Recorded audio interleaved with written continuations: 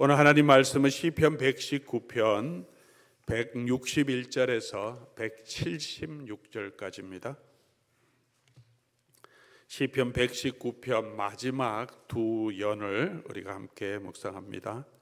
896쪽입니다.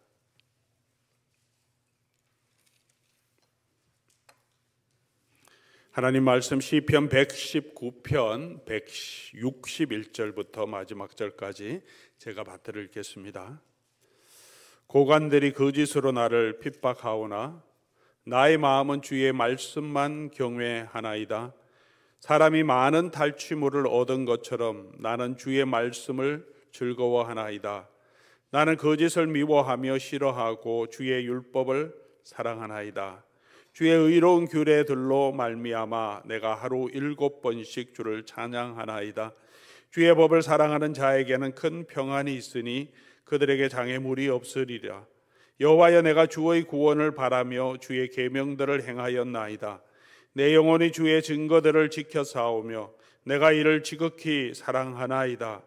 내가 주의 법도들과 증거들을 지켜사오니 나의 모든 행위가 주 앞에 있음이니이다.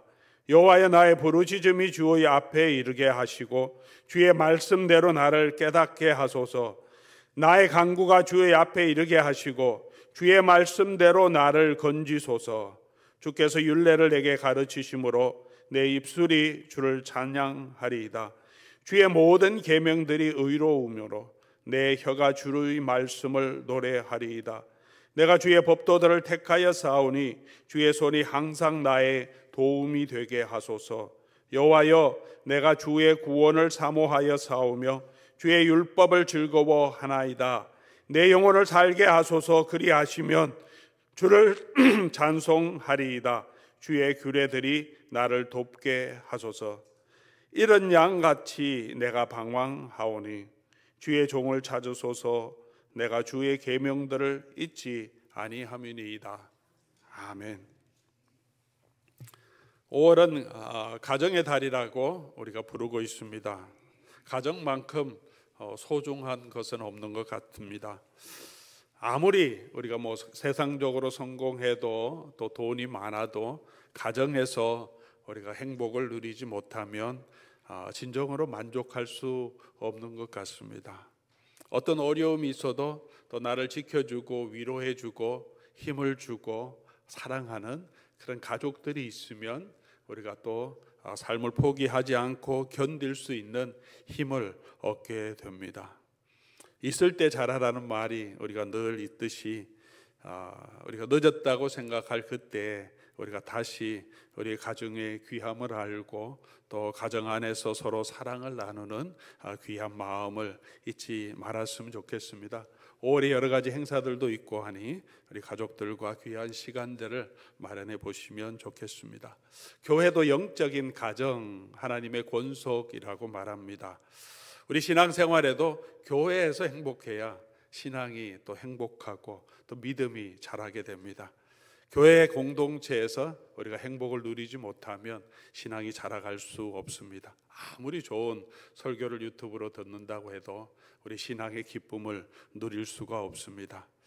건강한 가정을 세워가야 하듯이 또 건강한 교회를 세워가야 하고, 그렇게 하기 위해서 우리가 좋은 코이노니아로 가죠. 친교가 있어야 합니다. 그렇게 저희 교회에서 한마음 축제로 1년에 한 번씩 온 교회가 함께 교제하며 서로 친교할 수 있는 시간을 준비합니다. 다음 주에는 공원에서 우리가 예배를 같이 하려고 합니다. 예배는 뒷전이고 먹고 노는 것에 집중하려고 하는 것은 아닙니다. 준비팀들이 오고 가고 또 번거롭고 예배 왔다가 또 다시 움직이는 시간을 조금 더 줄이고 자녀들과 함께 예배할 수 있는 그런 시간을 가지려고 합니다. 예배의 장소가 상관없이 우리가 어디에서 모이든지 마음을 다해서 함께 예배하고 또 함께 교제하고 함께 웃고 또 함께 먹으며 서로 친교하는 귀한 시간이 되기를 바랍니다. 예배가 제대로 안 되는 것 같으면 이번에 한번 보면서 또 다시 교회에 와서 예배할 수도 있겠지만, 우리가 어느 곳에 있든지 같은 마음으로 우리 하나님께 예배할 수 있기를 바랍니다. 친교를 나눌 때는 언제나 음식이 제일 중요합니다. 음식이 있어야 제대로 친교가 되죠. 축제 또 잔치의 자리에는 언제나 음식이 있어야 합니다. 그건 동서양을 막론하고 함께 좋은 음식들을 차려놓고 또 가족들이 또 친지들이 함께 먹고 마시면서 정말 기쁜 교제를 누리는 것이 인간의 우리 사회의 가장 중요한 부분입니다. 그 가운데 화목함이 있죠. 자주 모이는 가정이 화목합니다. 화목하지 않으면 자주 모일 수가 없겠죠. 모일 때마다 수고해야 하는 손길이 있습니다. 그래서 우리 어머니들이 가족들을 위해서 수고하는 것이 수고가 참 많습니다. 저희 가족이 요즘 모일 때는 제 여동생이 주로 음식을 담당합니다. 음식이 꽂혀서 음식 유튜브도 많이 보고 채널도 많이 보고 많이 해보고, 지난번에 한 번은 우리 추수감사절 때 모였는데 제가 생애에 먹었던 로스트 비프 중에 제일 맛있는 로스트 비프였다고 제가 칭찬해 줄 정도로 정말 몇 시간 동안 로스팅해서 모든 소스를 다 만들어서 음식을 이렇게 만들어서 우리 가족들을 자기가 섬깁니다. 그러니까 모일 때마다 이제는 기대가 있죠. 이번엔 무슨 음식 할까? 알아서 그렇게 자기가 기쁘게 섬기니까 그런 희생이 있으니까 모임이 즐겁고, 우리 아이들도 조카들도 고모가 뭐 한다 그러면 일단 기대를 가지고 오늘은 뭐 먹을지 그런 마음이 있습니다. 교회에도 친교를 위해서 수고해 주신 많은 손길이 있고, 한밤 축제에도 우리 포도원 산지별로 많이 수고해 주십니다.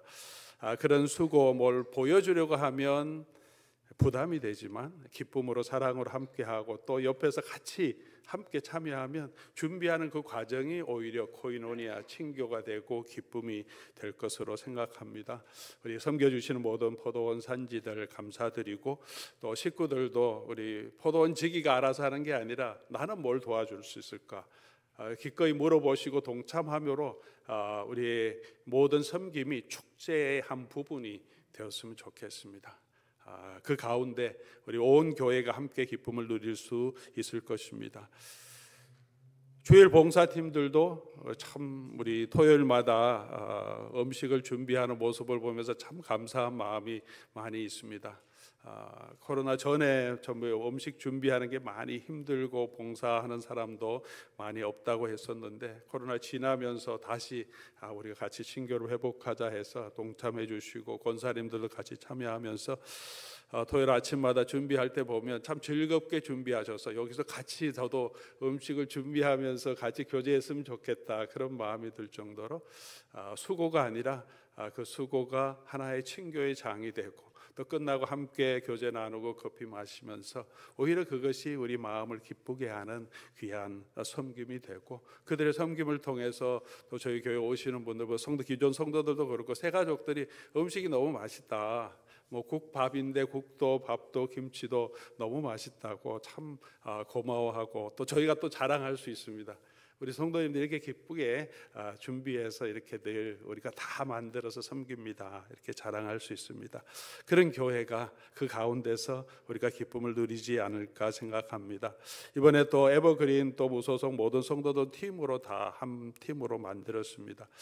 우리 에버그린 성도들은 그냥 또 따로 음식을 준비하고 봉사부에서 준비할 수 있습니다 했는데, 상지기 장로님들과 이렇게 상의하면서 기꺼이 우리가 같이 모셨으면 좋겠다, 따로 이렇게 음식하는 것보다 우리 같이 좀 교제도 하고 그러면 좋겠다, 그렇게 잘 말씀해 주시라고 해서 그렇게 따로 하지 않고 각 팀에 나눠서 우리 교회 식구들과 같이 교제할 수 있도록 우리 그렇게 했습니다. 교회가 가족이라면 우리 어르신들 우리의 부모님들이고, 우리 자녀들은 또 우리의 자녀들이고 손주들이고, 이런 기회에 조금 그래도 얼굴도 조금 익히고 또 함께 교제도 하고 밥도 같이 먹을 수 있는 그런 시간이 아닐까 생각합니다. 이번에 모일 때는 포도원 식구끼리 모이는 시간이 아니고요, 산지별로 모이는 식구, 그리고 팀으로 같이 모이는 식구입니다. 물론 준비는 같이 해오지만 이렇게 자기 포도원끼리 앉지 마시고 다른 포도원에 또 그 팀에 무소속 또 에버그린 성도님들과 같이 의도적으로 잘 모르는 분 초청해서 그렇게 같이 앉고 예배 이렇게 식사도 교제하시고 또 서로 어떻게 지내는지 누군지 함께 만나는 시간을 가졌으면 좋겠습니다. 이렇게 우리가 전체 교회가 다 한 코이노니아이기 때문에 그렇게 함께 기쁨으로 섬겨주시기를 간절히 소망합니다. 교회가 말씀 안에, 가정이 말씀 안에 서기 위해서, 그런 섬김의 삶을 살기 위해서 오늘 우리가 붙들어야 할 말씀들이 있습니다. 오늘 이 본문 말씀을 통해서 정말 우리가 하나님이 주시는 평강과 살롬을 누리기 위해서 어떻게 해야 하는지 우리가 귀한 교훈들을 배울 수 있습니다. 시편 119편 오늘 두 연을 읽었는데 161절에서 168절까지 그리고 169절에서 176절까지 마지막 두 연이라고 할 수 있죠. 22개의 연으로 119편은 구성되어 있는데 이 마지막 두 연에서 121편에는 이 시편 기자가 하나님의 말씀을 향한 헌신을 다시 고백합니다. 내가 주의 말씀을 여러 가지 박해와 어려움 가운데도 이 말씀을 사랑하고 지키겠습니다. 그리고 마지막 22연 169절부터는 이제 하나님께 간구하는 기도로 구성되어 있습니다. 주여 내가 부르짖으니 들어주시고 나를 건지시고 내가 주를 찬양하고 노래하고 마지막에 내가 방황하지만 주의 종을 찾아주십시오라며 간구함으로 끝납니다. 이 말씀을 통해서 다시 한번 말씀 위에 선 인생에게 주시는 평강이 무엇인지 우리가 이 말씀에 다시 한번 헌신하는 시간이 되어서 하나님이 주시는 그런 행복을 누리는 가정, 또 그런 교회, 그런 우리 공동체로 세워갈 수 있기를 주의 이름으로 간절히 소원합니다. 먼저 오늘 시편 기자는 어떤 상황에도 흔들리지 않고 주의 말씀을 사모하겠다라고 말합니다.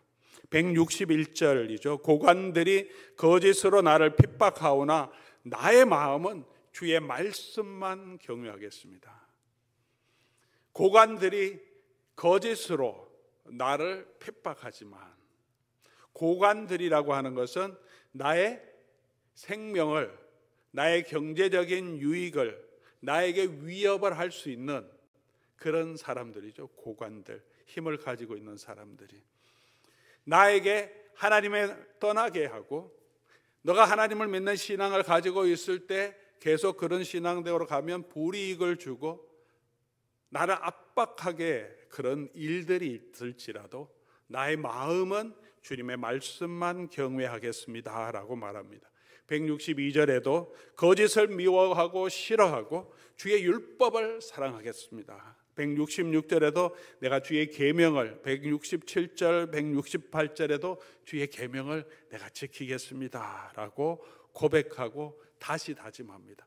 시편 119편 전체 이 긴 이 장을 통해서 계속 율법을 사랑하고 고백하고 그 말씀이 나를 살립니다 찬양하면서 이 마지막에 와서 내가 그 말씀을 붙들겠습니다 라고 다짐합니다. 나의 포지션에서 임명권을 가진 상관이 부당한 요구를 할 때 나의 신념 때문에, 나의 신앙 때문에 내가 부당한 것에 동조하지 않겠습니다고 일어나는 것이 쉽지 않습니다. 한국에서 일어났던 일도 또 미국에서도 마찬가지고요. 백악관에서 대통령의 뜻을 거스려서 그거는 잘못됐습니다고 말할 수 있는 것이 쉽지 않습니다. 그렇게 했다가 직장을 잃을 수도 있고, 직장을 잃는 것뿐만이 아니라 위협을 당할 수도 있고 불이익 당할 수도 있고 생명의 위험까지도. 지금도 그렇지만 고대에는 더했죠. 왕이나 주권자들에게 반항할 때는 생명의 위험도 각오해야 합니다. 우리의 삶에도 수많은 압박이 또 믿음에서 떠나게 하는 여러 가지 유혹이 있을 때 우리가 신앙의 양심을 지킨다든가 말씀대로 내가 그대로 순종하고 그대로 여호와의 말씀만 섬기겠다고 서며 걸어가는 것이 여러분 쉽습니까? 어렵습니까? 그렇게 만만하지 않습니다. 빠듯한 우리 삶의 형편에서 하나님께 드려야 할 11조와 헌금을 나는 언제나 드리겠습니다. 그렇게 헌신하고 하나님 앞에 드리는 것이 쉽지 않습니다. 어떤 상황에도 나는 예배를 빠지지 않겠습니다. 예배 빠지는 직장은 나는 선택하지 않겠어요. 아무리 좋은 돈을, 많은 좋은 포지션을 주더라도 그렇게 결정하기가 쉽지 않습니다. 직접적인 압박이 없어도 심리적인 압박 때문에, 세상의 이 환경 때문에 우리가 신앙의 양심대로 살아가기가 쉽지 않습니다. 작은 경제적인 유익 때문에도 우리의 양심을 어스리고 거스릴 때가 참 많이 있습니다.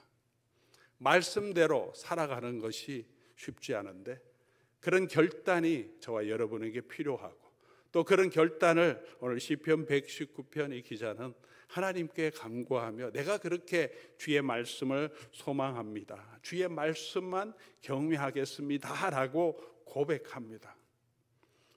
고백해도 우리가 그 말씀대로 살기가 쉽지 않은데 고백까지 못할 때가 있습니다. 이미 그러면 못하지, 살아가야 되는데, 목구멍이 포도청인데 이미 지고 들어가는 전쟁에서 이길 수가 없죠. 이길 수 있다고 들어가도 중간에 힘들고 위협이 있으면 우리의 마음이 흔들리는 것이 우리의 마음인데, 얼마 전에 우리 프란체스코 교황이 돌아가시고 지난주에 이제 새로운 교황이 선출됐습니다. 온 세계 뉴스로 계속 나와서 우리가 잘 알고 있습니다. 선종한 프란체스코 교황의 삶은 그가 교황이 선출되면서부터 많은 주목을 받았고 많은 언론의 조명을 받았습니다. 그분은 교황의 화려한 복장, 그 의복 대신 언제나 흰 사제 복장을 하겠다, 그리고 그렇게 실천해서 지내왔습니다. 교황궁에 거하지 않고 게스트 하우스에 거주하고 겸손함과 소박한 삶을 살겠다고 했고 그것을 지켜왔습니다. 그렇게 하지 않아도 됩니다. 교황이 되면 그게 따르는 당연한 의전이 있습니다. 그렇게 하는 것이 부정이고 부패라고 말하는 사람은 아무도 없습니다. 그럼에도 불구하고 당연히 누려야 될 자기의 권한을, 또 권리를 제한하고 남에게 보여주기 위해서라기보다는, 이건 제 생각인데, 자기의 초심을 잃지 않기 위한 하나의 방법으로 그렇게 한 것이 아닐까 생각합니다. 우리는 모두 연약한 사람이라서 어떤 지위와 그 지위에 있는 특권들을 누리게 되면 이제 그것이 당연한 것으로 생각하고 더 그 권력을 이용하려고 하는 마음이 생기기 때문에 그런 것 같습니다. 교황청에서 교황이 누리는 모든 의전대로 다 하다 보면 그 권력에 자기가 빠지고 그것을 즐길 수 있기 때문에 이런 일들을 통해서 내가 이렇게 겸손하게 서야 되겠다 하는 것을 계속 자기를 채찍질하고 리마인드하기 위해서 그렇게 하지 않았을까. 언제나 약자에 대한, 또 화해에 대한 좋은 메시지들을 많이 해주었습니다. 돌아가신 다음에도 자신의 관이 교황들이 하는 세 겹의 관으로 아름답게 장식하지 않고 한 겹으로 베드로 성당 지하에 묻히지 않고 이탈리아 로마의 다른 곳에 안장하도록 했습니다. 사람에 따라서, 관점에 따라서, 신앙에 따라서 평가는 다양하겠지만 많은 사람들이 존경하는 데는 존경하는 이유가 있습니다. 우리가 바른 신앙과 복음을 가지고 있다고 하는 교회가, 우리가 그 신앙에 맞게, 신앙의 고백에 맞게 그런 삶의 모습을 보여주고 있느냐, 우리 자신을 돌아볼 필요가 있습니다. 우리가 믿는다고 하는 믿음을 가지고 있으면서 우리는 그렇게 믿음에 합당하게 우리의 말에서나 행동에 있어서나 정말 그 예수 그리스도를 따라 살아가고 있습니까? 우리가 믿는다고 하는 것은 어떤 교리를 신봉하는 결사체가 아닙니다. 당연히 교리가 중요합니다.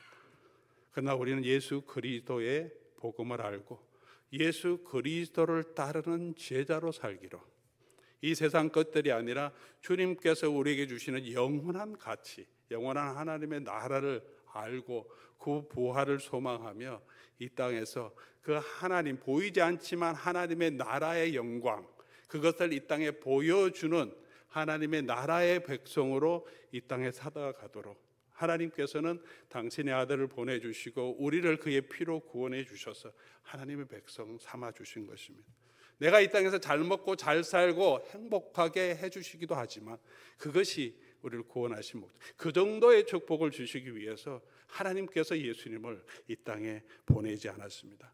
사도 바울이 또 여러 사도들이 하나님의 말씀을 전가할 때 바른 복음을 전하고 언제나 이 복음에 합당하게 여러분 생활하십시오라고 반드시 강조합니다. 우리가 바른 신앙을 가지고 있다면, 가톨릭보다 더 바른 복음을 가지고 있다면 그들보다 더 바른 삶이 있어야 하지 않겠습니까? 우리가 신앙생활하는 목적이 무엇입니까? 우리가 다시 한번 이 말씀을 돌아보며 우리가 어떤 상황에도 우리 하나님의 말씀을 붙들고 내가 그 말씀대로 살아가겠습니다라는 결심이 저와 여러분에게 있기를 바랍니다. 쉽지 않은 거 저도 알고 있습니다. 아마 여러분도 잘 알고 있습니다. 그럼에도 불구하고 어떤 고난과 권세자들의 압박에도 박해에도 불구하고 내 마음은 여호와의 말씀만 경외하겠습니다 고백하는 그런 신앙의 정조, 신앙의 진리를 지키는 그런 사람이 되기를 바랍니다. 단순히 교리만 지키는 것이 아니라 복음대로 살 수 있는 그런 삶의 자세도 지켜갈 수 있도록 바른 진리도 붙들어야 하지만 그 바른 진리대로 삶을 살아가는 겸손과 섬김과 사랑의 삶에도 우리가 헌신할 수 있도록 우리가 바른 진리를 주장하면서 doctrine만 거기에만 헌신할 때가 많습니다. 제가 더우니까 이 라이트도 꺼져서 이렇게 시원하게 해주셔서 훨씬 시원함을 느낍니다. 우리가 바른 신앙을 얘기할 때 항상 doctrine만 얘기하면서 저 사람 바른 신앙이 아니야, 나는 바른 신앙이야, 내가 믿고 있는, 생각하고 있는, 고백하고 있는 내용만 생각하는데 바른 신앙 안에는 바른 삶이 항상 포함되어 있습니다. 바른 신앙이 있으면 더 그 말씀, 믿는 그 말씀대로 바른 삶이 있어야 되지 않습니까? 그런 겸손이 있어야 되겠고, 그런 헌신이 있어야 되겠고, 그런 사랑이 있어야 되겠고, 그렇게 복음대로 다른 사람을 더 나보다 더 낫게 여기고 섬기는 마음이 있어야 되겠고, 오늘 이 시편 기자의 고백처럼 어떤 박해에도 불구하고 내가 믿음을 지켜가겠습니다라고 하는 그런 결심도 같이 있어야 그게 바른 신앙인 것입니다. 다니엘과 다니엘의 세 친구들은 세상 나라 안에서, 이스라엘 나라가 아니라 세상 나라 안에서 하나님의 백성으로 살아가는 삶의 모범을 우리에게 보여줍니다. 다니엘서 전체가 이 세상 나라의 주권자들, 그 가운데 하나님의 백성들이 살고 있지만 하나님께서 반드시 하나님의 나라를 다시 회복하시고 이 세상 나라를 다 멸망하시고 그곳에 있는 하나님의 백성들을 다시 불러서 하나님의 나라를 회복하실 비전을 보여주십니다. 다니엘의 이야기를 통해서 전반부에는, 후반부에는 다니엘의 비전을 통해서 우리가 이 땅에서 하나님의 나라 보이지 않고 세상 나라 바벨론이라고 하는 거대한 제국 안에서 우리가 살아가고 있지만 하나님이 주권하신다는 것을 우리에게 이야기를 통해서, 비전을 통해서 보여주신 것이 다니엘서의 핵심 메시지입니다. 그곳에 서 있는 다니엘과 세 친구들을 통해서 왕이 만든 금신상에 절하지 않아도 종교 의례가 아니라 그냥 이것이 그냥 국가 의례라고 생각하고 그냥 같이 엎드려도 마음으로는 내가 하나님을 섬긴다고 하는 생각을 가지고 그냥 의례로 해도 됩니다. 아무 말하지 않습니다. 그리고 계속해서 하나님을 섬겨도 아무 말하지 않습니다. 그럼에도 불구하고 그 우상에 머리 숙일 수 없다라고 다니엘의 세 친구들은 분명하겠습니다. 다니엘은 이 세상 나라에서 다른 것으로는 흠잡을 데 없을 정도로 성실하게 모든 일을 다 감당했습니다. 흠잡을 것은 오직 그의 믿음밖에 없다고 그를 대적자들이 그 믿음을 공격합니다. 한 달만 기도 안 하면 됩니다. 창문을 닫아놓고 기도해도 됩니다. 마음으로 기도해도 됩니다. 그것까지 막을 수는 없습니다. 그런데 다니엘 하던 대로 창문을 열어놓고 예루살렘을 향하여 하루 3번씩 기도합니다. 그런 습관이 중요한 것이 아니라 이걸 하지 않으면 그 삶 자체가 하나님보다 자기 생명을, 자기 지위를 더 중요하게 여기는 신앙의 굴복이기 때문에 안 하는 거죠. 사자굴에 들어가더라도 불못불에 들어갔지라도 하나님을 섬기는 것을 이때까지 자기가 세워왔던 모든 것 다 잃어버려도 더 중요하게 생각하며 그 하나님의 나라의 백성으로 세상 나라에서 당당하게 서 있는 모습을 우리에게 보여줍니다. 그렇게 하기 위해서는 평소에 우리가 하나님의 말씀에 순종하는 습관과 예배의 삶이 있어야 합니다. 오뚜기가 있습니다. 오뚜기 인형이 있는데 오뚜기 인형을 이렇게 이게 건드려도 넘어져도 다시 일어납니다. 다시 일어나는 것은 무게 중심이 아래에 있기 때문에 그렇습니다. 밀어도 다시 일어납니다. 넘어져도 다시 일어납니다. 우리의 삶의 모든 우리의 삶의 습관이 우리의 삶의 중심에 하나님의 말씀이 있으면 우리가 때로는 넘어지더라도 다시 일어나게 해 주실 수 있습니다. 시편 162편 오늘 본문 탈취물을 얻는 것처럼 주의 말씀을 즐거워하나이다. 163편 주의 율법을 사랑합니다. 164절 주의 의로운 규례들로 말미암아 내가 하루 7번씩 주를 찬양하나이다. 하루 7번씩 주의 말씀을 사랑하고 그리고 계속해서 주의 말씀을 찬양하겠습니다. 여호와를 경외하는 가장 중요한 방법, 훈련은 말씀을 즐거워하고 그 말씀대로 순종하는 삶을 살아가는 것이에요. 평소에 우리가 말씀을 듣고 말씀을 사모하고 말씀을 품을 때 어려움이 있으면 그 말씀이 우리를 지켜줍니다. 어려움이 올 때, 박해가 올 때 내가 신앙의 질조를 지키겠습니다 하는 그런 결기가 생기는 것이 아닙니다. 그런 결기로 우리가 일어날 수 없습니다.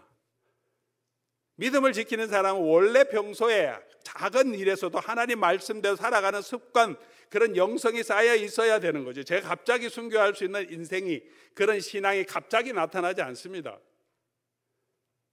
오히려 그런 신앙이 있다고 할지라도 어려움이 있으면 그 신앙이 무너지기 쉽습니다.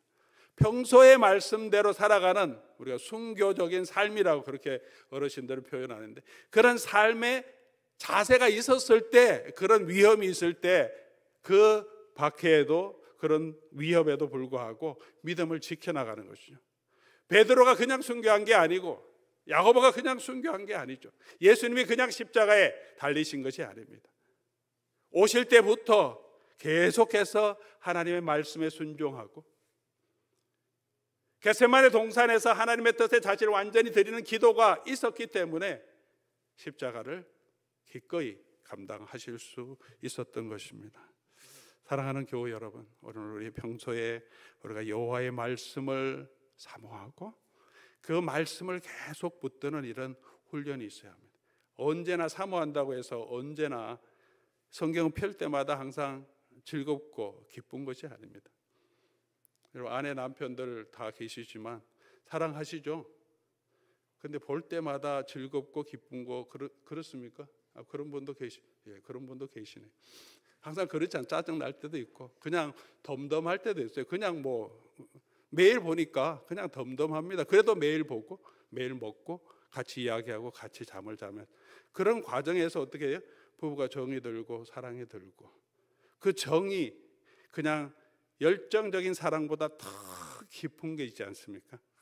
아무리 이 남편 너무 속썩여도 그 정 때문에 불쌍한 마음이 들어서 그것도 사랑입니다.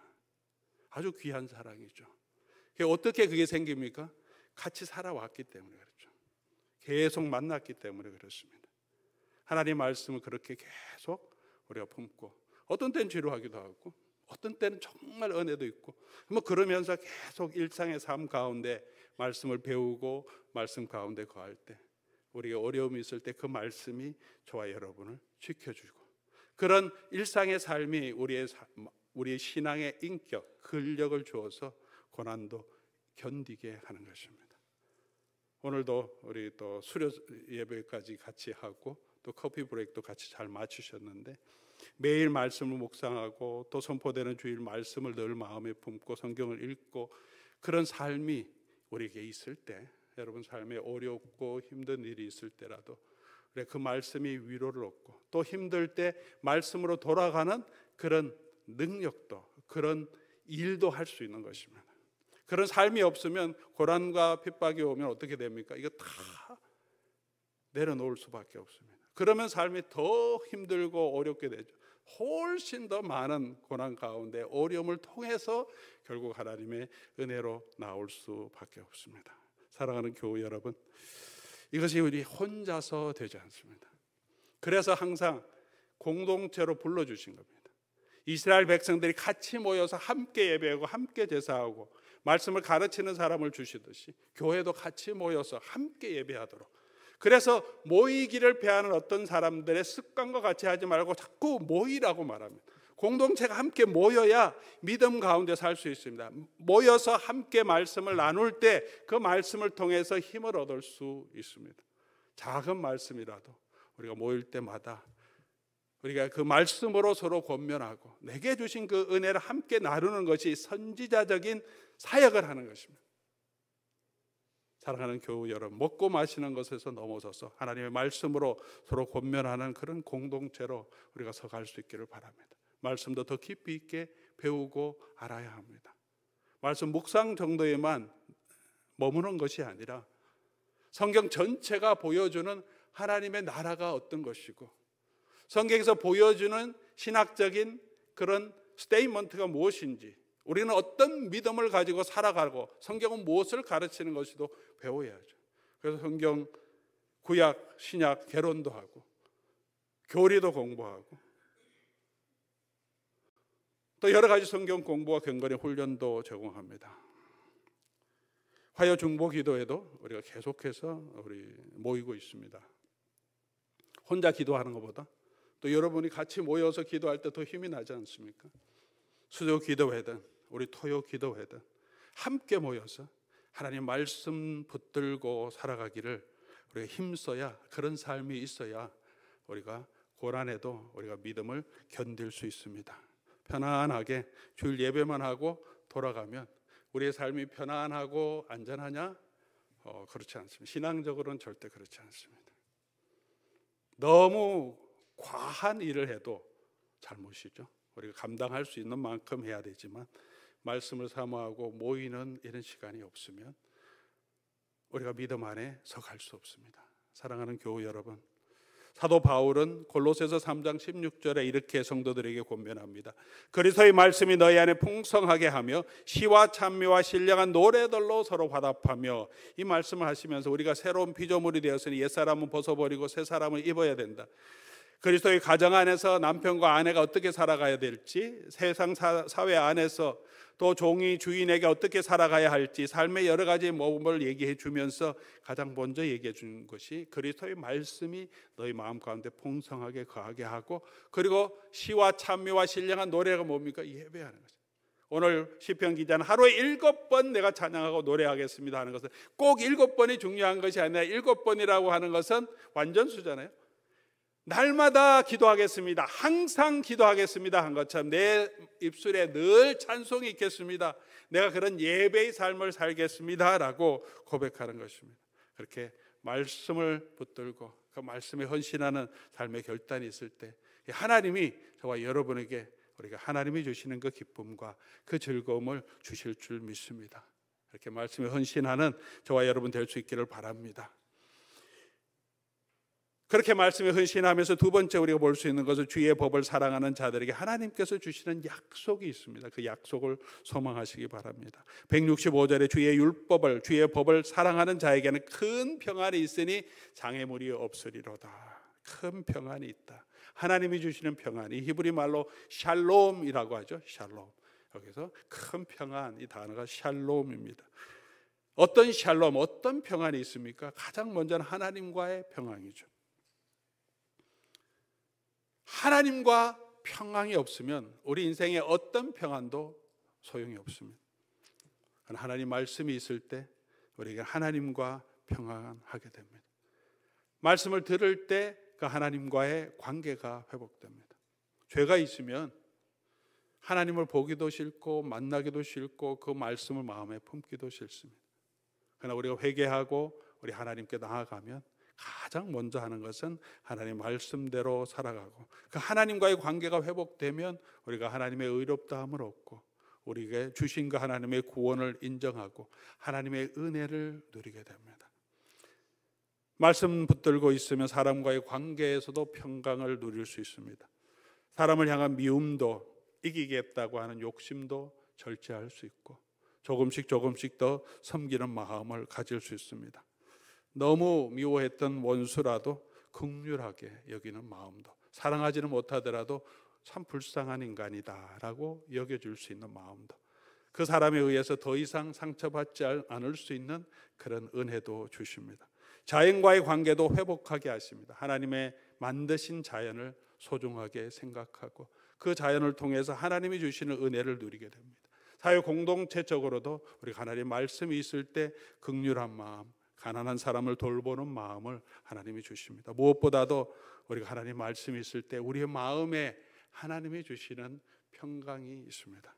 요한복음 14장 27절에 평안을 너희에게 주노니 곧 나의 평안을 너희에게 주노라. 예수님이 약속해 주셨습니다. 이 평안이 우리에게 어떻게 있냐 하면 내 말이 너희 안에 거하면, 내 말이 너희 안에 거하면 우리가 예수님이 주시는 평강을 누릴 수 있습니다. 요한복음 8장 31절 32절에 또한 예수 안에 있으면 예수님께서 우리에게 진리를 주시고 진리 안에서 우리가 참 자유를 누릴 수 있게 해 주신다고 약속해 주셨습니다. 우리가 생각한 대로 다 아는 것도 아니고 할 수 있는 것도 아니고 애쓴다고 다 할 수 있는 것도 아닙니다.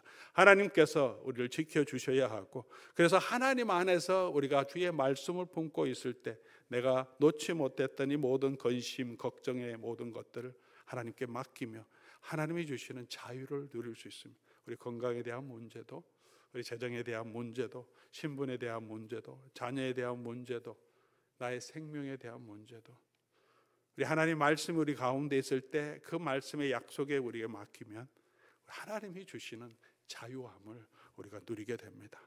사랑하는 교우 여러분, 이런 하나님이 주시는 샬롬을 우리가 기억하면서 주의 말씀을 붙들고 걸어가기를 간절히 소원합니다. 마지막에 이 시편 기자는 이 119편의 맨 마지막이죠. 179절을 같이 보겠습니다. 176절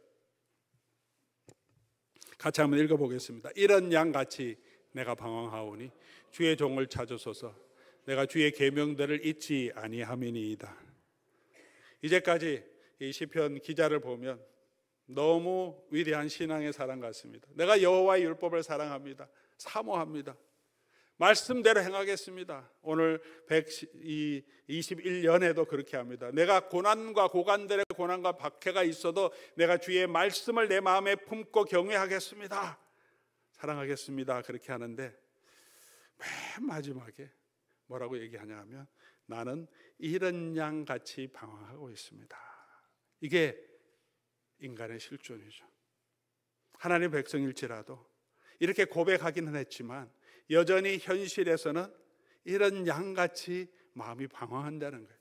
여호와의 말씀을 사모합니다 했는데 현장에 들어가서 말씀대로 살아가려고 하면 돈의 유혹도 있고 위협도 있고 내 욕심도 있고, 그래서 하나님 말씀을 잊어버리고 이곳저곳으로 그냥 막 이런 양처럼 헤매는 그런 인생입니다라고 고백합니다. 저와 여러분도 막 그런 인생일 수밖에 없습니다. 그래서 시인의 이 마지막 결론은 뭡니까? 나를 찾아주시고 하나님 나를 잊지 말아주십시오. 하나님의 은혜를 간구하면서 끝맺습니다. 사랑하는 교우 여러분, 우리가 말씀을 품고 살아가고 싶은 마음도 있고 또 노력도 하지만 이런 양같이 헤맬 때가 있습니다. 삶의 고난에서 두려워하기도 하고 어디로 가야 될지 몰라서 이곳저곳을 내 마음대로 하다가 더 힘들고 더 어려운 일도 빠지기도 합니다. 이렇게 고백하면서 우리는 이런 양 같지만 하나님 우리를 도와주십시오. 우리의 소망이 무엇입니까?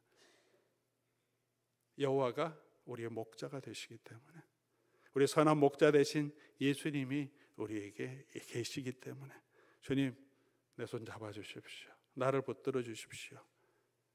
그러면 주께서 우리를 인도해 주시고 우리를 먹여 주시고 들어가며 나가며 또 꼴을 얻게 하시고 우리의 상한 마음도 상한 육체도 주께서 어루만져 주시고 치유해 주실 것입니다. 우리가 해야 될 언약 백성의 마지막 고백은 이런 양 같으나 방황하나 주의 종을 찾아주시고 내가 주의 계명을 잊지 않도록 하나님 나를 붙들어 주시옵소서 하는 고백일 것입니다. 오늘도 주님 내 손 잡아주시고 내가 그 주님 손 붙들고 끝까지 우리 말씀 붙들고 걸어갈 수 있도록 하나님 내가 다시 내 길로 가지 않고 주의 길로 돌이키게 해 주십시오 하는 고백으로 우리 하나님께 나아가면 좋겠습니다. 우리 말씀